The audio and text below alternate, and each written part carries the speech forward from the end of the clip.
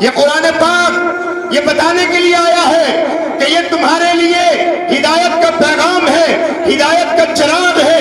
یہ تمہیں یہ سمجھانے آیا ہے کہ تم دنیا کے ایکٹروں کو دیکھ کر اپنا لباس چینج کر لیتے ہو، تم دنیا والوں کو دیکھ کر اپنے بالوں کے فیشن بدل دیتے ہو، تم دنیا والوں کو دیکھ کر اپنے چہروں کو بدل دیتے ہو۔ ارے قرآن کہتا ہے ہدی للناس، دنیا میں اگر ہدایت کی کوئی کتاب ہے تو وہ قرآن ہے۔ بسم اللہ الرحمن الرحیم۔ الحمد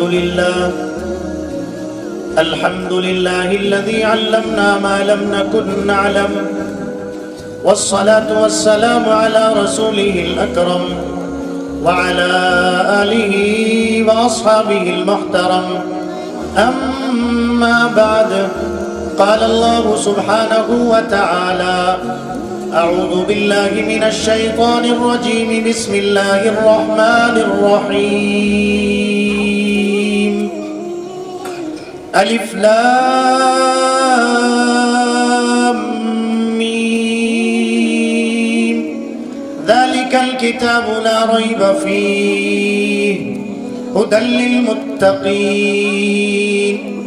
وقال الله سبحانه وتعالى: شهر رمضان الذي أنزل فيه القرآن هدى للناس وبينات من الهدى والفرقان۔ وقال النبي صلى الله عليه وسلم: إن الله يرفع بهذا الكتاب أقواما ويضع به آخرين۔ صدق الله ورسوله النبي الكريم۔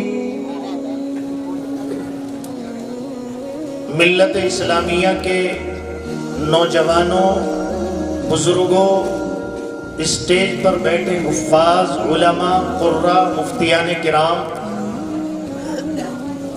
اس وقت یہ بالکل جلسے کا آخری مرحلہ چل رہا ہے، اور ماشاءاللہ آج کی رات کا انتخاب ایک الگ ہی انتخاب ہے۔ ایک تو یہ جمعے کی رات ہے، جمعے کا دن اور جمعے کی رات تمام دنوں سے افضل ہوتے ہیں۔ اسی طرح سے دوسرا انتخاب شب برات ہے، جس کے تعلق سے مفتی معراج صاحب آپ کو بتا چکے۔ مجھے بس یہ عرض کرنا ہے کہ یہ جو آج ہمارے سامنے 4 حفاظ بیٹھے ہیں،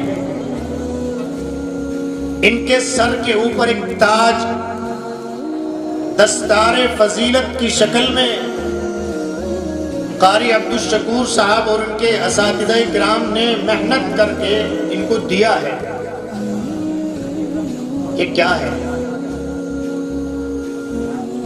اس کو ہم میں سے کتنے لوگ ایسے ہیں جو چاہتے ہیں کہ یہ دستار ہمارے سروں پر بندھے؟ ذرا ہاتھ اٹھا کر بتائیں۔ سب چاہتے ہیں، ماشاءاللہ۔ اللہ قبول فرمائے، اللہ ہم سب کے اس ارادے کو قبول فرمائے۔ یاد رکھیے پیارے عزیزو، میں نے قرآن پاک کی ایک آیت آپ حضرات کو پڑھ کر سنائی، اور اس میں اللہ تبارک و تعالی یوں فرماتا ہے: ذَلِكَ الْكِتَابُ لَا رَيْبَ فِيهِ هُدًى لِّلْمُتَّقِينَ۔ یہ وہ کتاب ہے جس میں شک کرنے کی کوئی گنجائش نہیں ہے، بلکہ شک کا ترجمہ اس میں صحیح نہیں بیٹھتا ہے۔ یہ ایسے میں سمجھایا کرتا ہوں کہ آپ کی جیب میں ایک موبائل ہے سیمسنگ کا، اور آپ ایک کسی طریقے کی دوسری کمپنی کا موبائل اپنی جیب میں رکھتے ہیں۔ آپ کو معلوم ہے کہ دونوں کے اندر وہی فیچر ہیں اور وہی کام کرتا ہے۔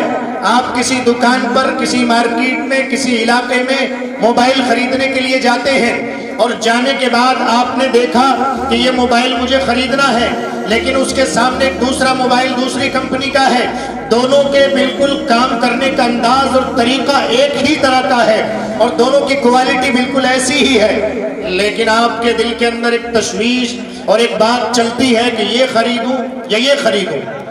یہ جو ایک اندر بات آئی ہے قرآن پاک کے تعلق سے، ایک مسلمان کے دل میں ایسی بھی بات پیدا نہیں ہونی چاہیے کہ جو یہ وسوسہ اور ایک شک سا پیدا ہوا ہے کہ یہ خریدوں یا یہ خریدوں، قرآن پاک کی ہر ایک آیت ایسی سچی اور صادق ہے جس کے بارے میں یہ کہہ دوں کہ اس زمین کی وسعت کے اندر ہم شک کر سکتے ہیں، آسمانوں کی بلندی میں شک کرنے کی گنجائش ہے، دنیا کے اندر دریاؤں کی روانی بتانے والوں کی اس خبر کے اندر شک کرنے کی گنجائش ہے، لیکن جو بات اللہ تبارک و تعالی نے اپنے کلام پاک میں ارشاد فرما دی وہ بات حق اور سچ ہے، اس میں شک کرنے کی کوئی گنجائش نہیں ہے۔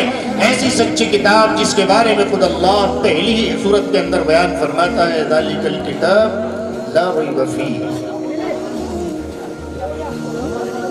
پیارے دوستو، یہ کتاب آئی کیوں ہے؟ یہ حافظ کیوں بنے؟ یہ مدرسے کا قیام کیوں ہے؟ ہم سب یہاں کیوں بیٹھے ہیں؟ ذرا توجہ، ایک مقصد کی طرف آپ کو لے کر چلتا ہوں۔ ہم سب دنیا کے اندر آج تقریباً 4-5 گھنٹے سے یہاں بیٹھ کر کے اس میں مائک کے ذریعے سے اپنے کانوں میں ایک آواز سن رہے ہیں۔ اس کا مقصد کیا ہے؟ ہم سب یہاں بیٹھ کر کے یہ نعت نظمیں اور یہ مکالمے اور یہ تقریریں سن رہے ہیں، ان کا مقصد کیا ہے؟ قرآن پاک کی آیت بتاتی ہے، قرآن پاک کی آیت بتاتی ہے شہر رمضان الذی انزل فیہ القرآن ہدی للناس۔ یہ قرآن جس کو ہم نے آج اپنے سینوں سے لگایا، یہ بچے سینوں سے لگائے بیٹھے ہیں، یہ قرآن ہدایت کی کتاب ہے۔ یہ قرآن اللہ کے فرمان کے مطابق اللہ کہتا ہے ہدی للناس، تیرے اور میرے لیے، قیامت تک آنے والے انسانوں کے لیے اللہ نے اگر کوئی رہنمائی حاصل کرنے کی کتاب نازل فرمائی ہے، جس سے ہمیں راستہ معلوم کرنا ہے، جس سے ہمیں اپنی زندگی کے طریقہ کار معلوم کرنے ہیں، وہ کتاب قرآن پاک ہے۔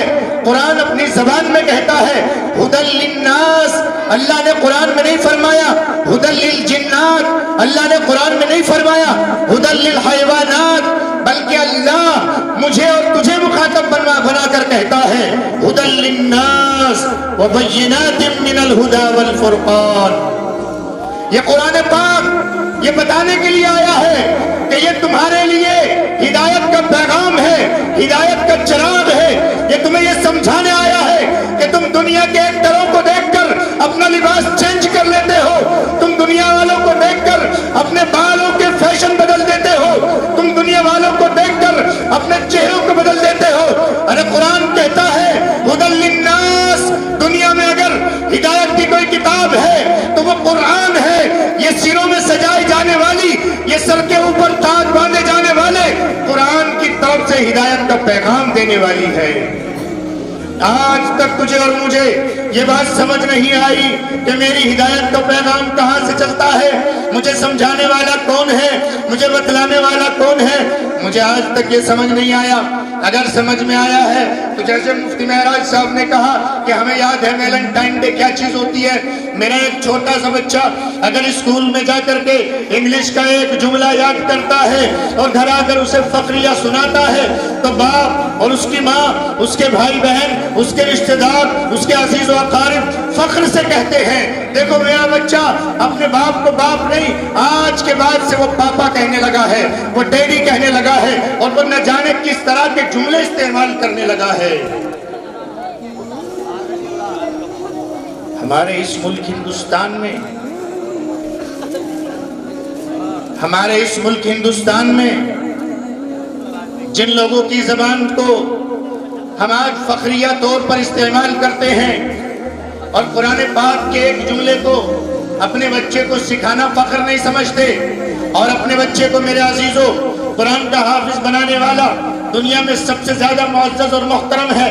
میں یہ بات کہہ دوں کہ دنیا میں اگر آپ سب کی توجہ چاہتے ہوئے دنیا میں اگر کوئی ایک انسان کروڑوں کا مالک ہے، میں یہ کہہ دوں کہ ساری دنیا کا بادشاہ ہے اور ساری دنیا کا مالک ہے، وہ آپ کے سامنے آ جائے اور ایک طرف قرآن کا ایک حافظ قرآن جو سامنے کھڑا ہو، جس کے سینے میں قرآن کی آیات موجود ہو، آپ نے اگر ادب اور احترام کے مقابلے میں اس دنیا دار بادشاہ کا ادب کیا ہے اور اس دنیا کے مقابلے میں اس قرآن کے حافظ کو کمتر سمجھا ہے، تو یاد رکھو تم قرآن کے محافظ نہیں ہو سکتے، تم قرآن سے محبت کرنے والے نہیں ہو سکتے، اس لیے کہ قرآن کے مقابلے میں دنیا کی اگر کسی شے کو باعزت سمجھا جائے گا تو یہ قرآن کی توہین ہے، اس لیے کہ قرآن دنیا میں وہ واحد کتاب ہے جس کو دنیا کے بڑے بڑے سمجھداروں نے بدلنے کی کوشش کی ہے، بگاڑنے کی کوشش کی ہے،